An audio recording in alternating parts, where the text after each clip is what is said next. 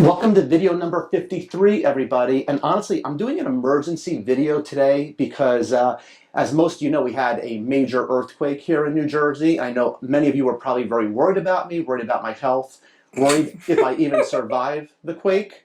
But I'm here to tell you that I was really brave, and it was an 8.4, okay? Okay, all right. It was a 4.8, and you hid under the covers. All right, hey, look, I am not going to argue over a decimal point. I think the point here is that I was really brave.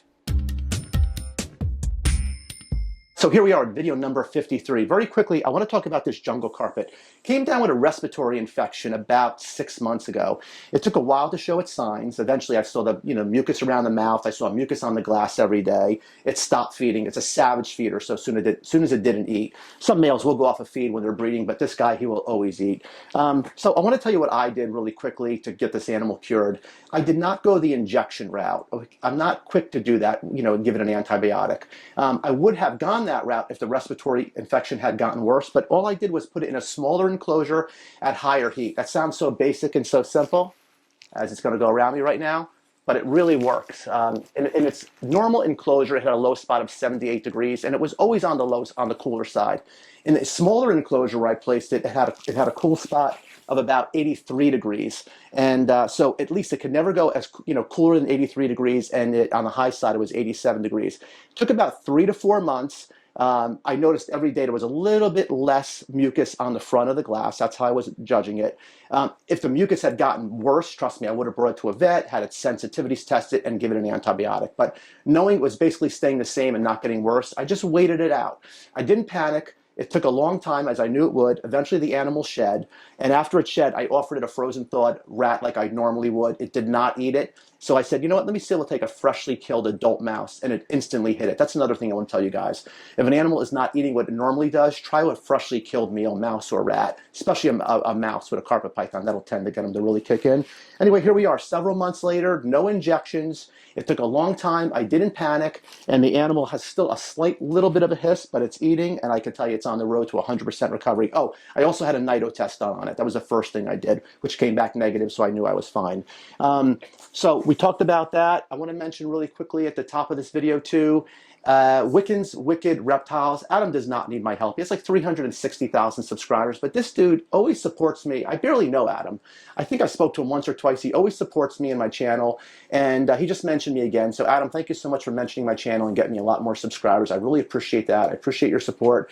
And on a point of another channel I'm watching a lot is Dave Kaufman Eats the World. Again, these guys do not need my help, but just check it out, guys. Dave Kaufman Eats the World. I started watching him, binge watching this morning. I was laughing my ass off. They're super funny. Dave is great at what he does. And anyway, that's what I'm watching on YouTube right now. So if you could support those two guys, that would be great. Another thing I want to get you guys caught up on is, and I think a lot of you guys are going to be really surprised by this. First off, I have a mantra since I've been keeping reptiles, and that has always been, sometimes the more animals I keep, the less animals I produce. And I really proved that to myself over the past few seasons. I made the mistake of a lot of people during COVID, and I really just acquired a lot of new projects, a lot of new animals. And then, as you guys know, I broker a lot of animals from other breeders, green tree pythons and Amazon basin emeralds. And it really caught up to me, and I found myself just producing less animals. So I recently made the decision that I just downsized on a couple of my projects. The first is my Diamond Jungle Jaguars, my 75% diamonds. I actually shipped those animals out to their new owners. Amazing animals. I'm really going to miss them, but again, I'm just trying to focus in on the green Sanzini and diamond pythons and green tree pythons and emerald tree boas. So I downsized that project. But I think you guys are going to really be surprised about is I actually downsized my Savu pythons. I didn't actually ship them yet, but I did sell pretty much my entire Savu python project. I love those animals. Don't think for a second I didn't love them. I didn't love working with them. I actually produced about 40 babies over the past 3 seasons. I gave them the year off this year, and they're going down to their new owner. And the good news about those is that the gentleman who's getting them, he's a very serious herper, and I'm going to make sure he's successful with them. He'll be successful on his own right. But I'm excited for him to get these animals into his hands, and he'll be producing them hopefully for the first time next year. But he's getting all the silvers and all the normals. And as far as shipping snakes and babies, I think the last video I was telling you guys I had about 65 babies to ship out. So far I shipped out 51 of those 65 babies. I have another 9 babies going out this week, another 4 or 5 the following, and I think I'm finally caught up. Everybody out there has received their animals. Thank you again so much for your business and support. But I feel like between downsizing a bit and shipping out all these babies, I feel like I'm finally getting my life back down here. Okay, enough of my babbling. Let's focus on what I plan to focus on in this video. The second thing we're going to get to today is I'm going to get you guys caught up on my breeding projects. I'm going to show you some animals. All I really focused on this year were my green Sanzinia, my diamond pythons, and my northern emerald tree boas. So I'm going to get you caught up on that. And again, I'm going to show you those animals. Before we get into that, however, I really want to talk about the business of reptiles. I never really do that. I don't really talk about the business of it. I think we're all super fortunate to be in a hobby that can actually pay for itself. And I could tell you, I'm 56 years old. I've been doing this my entire life, and I never got into this, trust me, because I thought I could make money doing it. And in fact, just to prove that, here's a picture of me as a little boy with a big snake. So as you can see, I've been doing this for a long time. However, I went to the Hamburg show yesterday in Pennsylvania. It's now in Morgantown, Pennsylvania. Those of you on the East Coast have known about the Hamburg show. It's probably going on for 25, 30 years at this point. It's the coolest show because it's one of the only shows in the area where you can see venomous animals, baby gaboons, baby rhinos, baby puff adders, eyelash vipers, baby gilas. So I love it. But I just made a lot of observations yesterday walking around that show and talking to a lot of people about, how the economy is and where things stand in the current marketplace with reptiles. And it really motivated me to talk to you guys about the business of reptiles. And the question I have for all of us is, if people are not selling animals, I mean, how much of the responsibility of it falls on the person themselves as opposed to the market or the animals, right? So why don't we jump into that right now, this part of the video.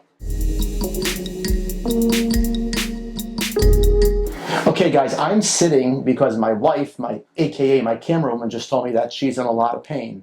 So, honey, is your back killing you? No, your video is killing me. Oh. Let's keep going. Okay.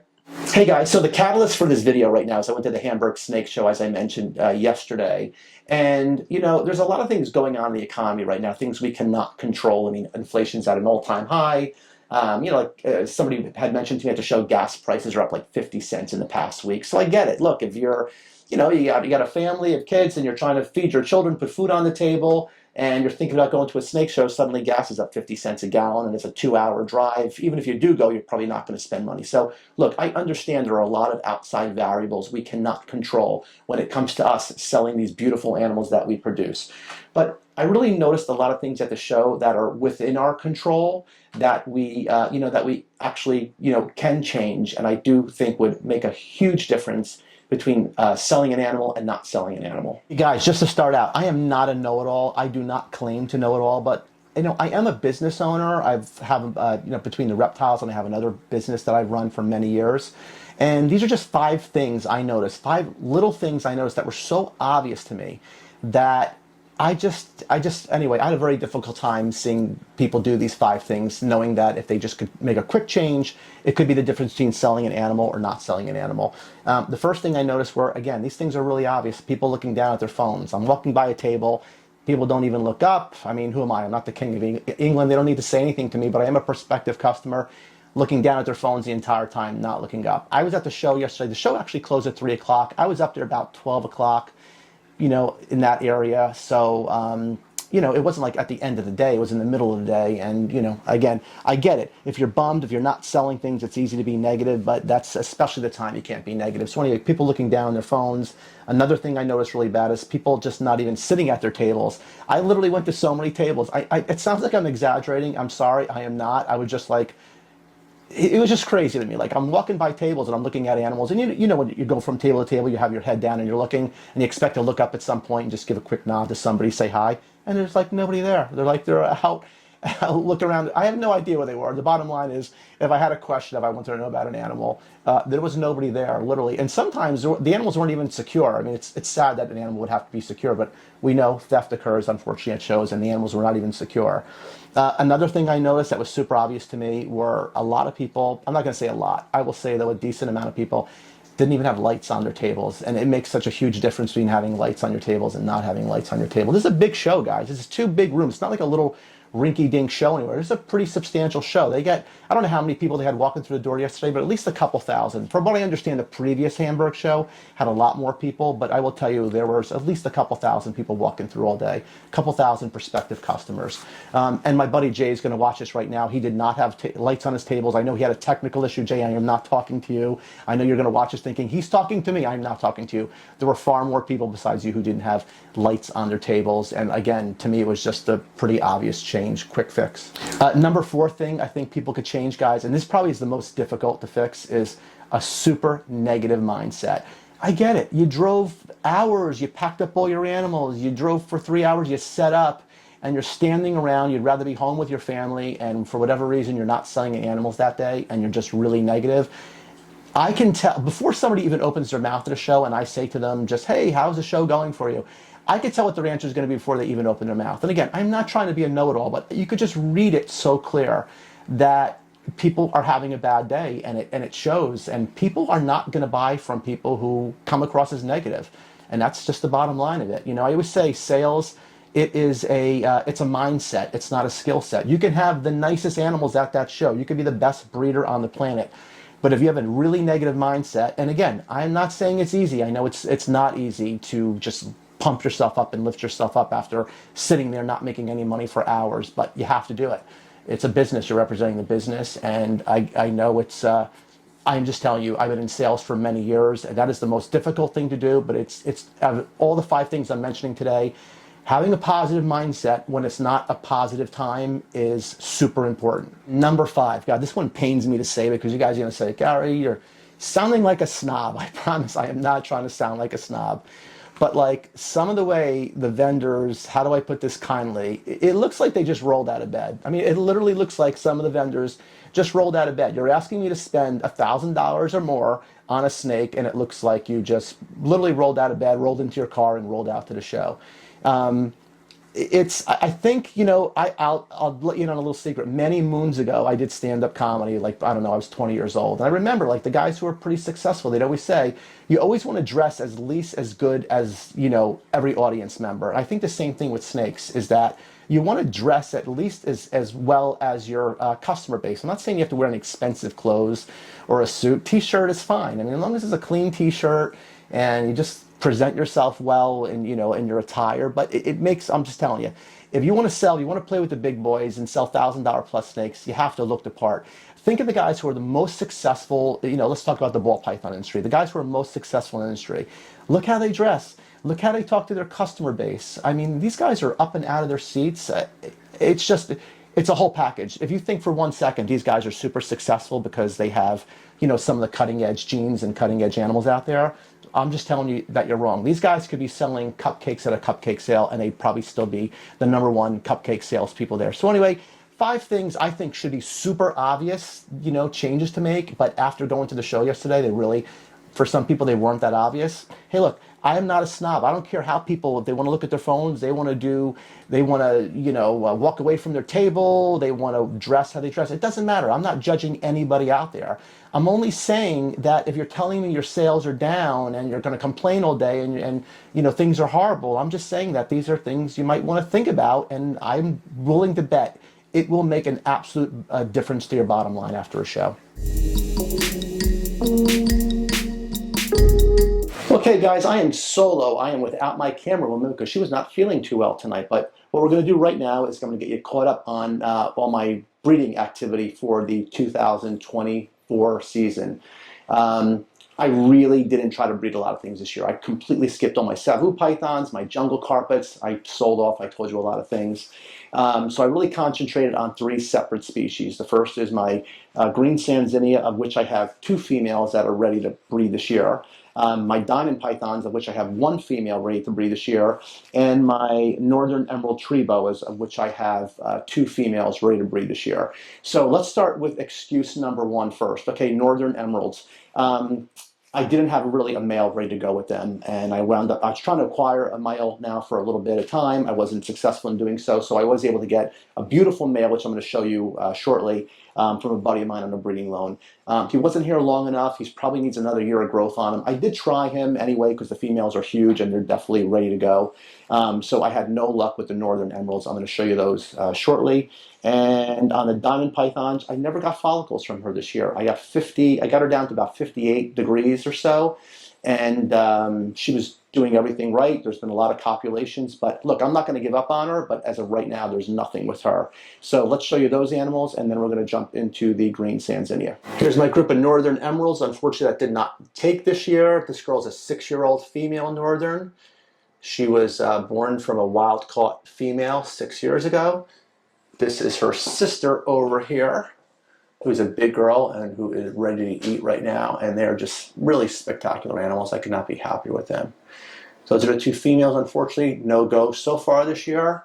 And over here is the beautiful male. I just turned his perch around so you guys can see him better. He's really pretty. But now he's up at the radiant heat panel, sensing the heat and thinking he's probably going to get fed too. So yeah, he's a younger boy, and I think just between moving him and then putting him in with the females within a pretty short amount of time, he didn't have time to adjust. But the bottom line is, you know, if animals are going to breed, they're going to breed. And that's the reality of it. It doesn't matter how much time. And some animals, if the females are ready, he would have probably been all over them. So probably the females aren't producing any follicles or whatever the reason is. I just didn't have any luck with them. So we try again soon. And let's show you the female diamond right now also that didn't give me anything this year. Okay, my lights are off and everybody's out looking to get fed, so hopefully we're not going to get bit here, although it'd be great for views. This is a beautiful female. She's 6 years old. She's my Gothenburg line female, and unfortunately I palpated her so many times. She has either they were just really small and I never felt them, or she had reabsorbed, but the bottom line is I never got any follicles from her this season. She did copulate quite a few times with the male, but if there's no follicles in there, it doesn't really matter. Let's get her back in her enclosure. Come on, baby, you're not getting fed. And I'm going to show you really quickly. So that's the only diamond girl I have ready to go this year. And over here is a diamond female that I probably need probably almost 2 years on her. She's gorgeous. She was produced by my friend Martin Roseman. She's a reduced pattern diamond, just a gorgeous, gorgeous animal. Needed a couple of years on her, but anyway, so still have 2.2 diamond pythons, and like I said, guys, I'm going to keep trying. Who the hell knows, right? Maybe the follicles are just so small in the girl, and I still have a shot with her. I have no idea, but I'll keep trying for a little longer anyway. And let's go talk about some green Sanzinia. All right, as I mentioned, my lights are off. I'm sorry about that, so it's pretty dark. But there's a pair of greens, male-female pair, of course, and copulating constantly. I got them down to 58 degrees. Everything was the way it was supposed to be, but unfortunately, this female just, she's savage too. She just didn't take this year. I'm trying to get in there better at them, but just a gorgeous pair of animals. But so no luck on this pair so far. And as you can see so far with 4 females I showed you, with total between diamonds, northerns, and Sanzinia, I've got nothing, but this is the pair I have the most hope for. I did see this female ovulate. She's getting nice and dark. She's constantly under the heat. As you can see, she's under the heat panel right now. And she ovulated. I'll tell you guys when she ovulated. Crap. She ovulated back on February 16th, had her post-ovulation shed on March 7th. So we got a long way to go with her, but looks super promising. I feel pretty good about her. And this is the male that I bred her to, and I just left him in here, and he is a specimen, man. He is just an amazing animal. She's amazing too, believe me. She just doesn't look her best. She's getting pretty dark. So here we go. We continue to wait. We got a long road ahead of us. I will, of course, keep everybody posted. And if I just had one female green drop for me this year and gave me just a few live babies, that would be, to me, worth my whole breeding season. So I'm super excited about these. I will keep you posted. Hey guys, these are 2 2020 Basin females. I mean, these are not 4 years old. You have to be 4 years old later this year, but look how slow they grow. I feed them pretty well too, but that's why this is a long, as we say, this is a marathon, not a sprint, right? Anyway, thank you so much for watching video number 53. I know I'm going to see you guys soon. I have some really cool animals expected in. I don't want to say what they are yet, but I have some really cool stuff I think you guys are going to be interested in. Fingers crossed that they come in when they're supposed to come in. And US ARC, they need our support now as much as ever. They always need our support. So as I always say, they do so much for us and ask so little from us. So please don't forget US ARC. And I will see you guys very shortly in, look how pretty they are. I will see you guys shortly in video number 54. Who has the best YouTube channel? Me